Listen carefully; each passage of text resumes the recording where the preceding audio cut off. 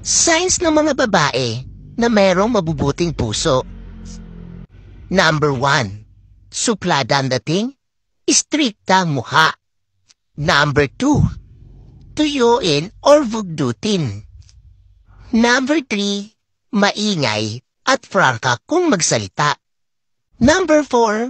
Silosa. Number 5.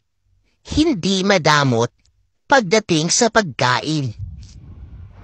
Tandaan nyo, ang mga babaeng maingay, prangka, bugnutin, at suplada, sila yung mga babaeng may mabubuting puso at puso mamon. At hindi makatiis at mabilis maawa sa kapwa niya.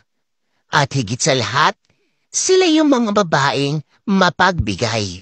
Kung minsan, napapansin mo, sobrang ingay nila. Pero deep inside, tinuturuan ka lang nila kung paano maging matatag at tumayo sa mga sarili niyong mga paa.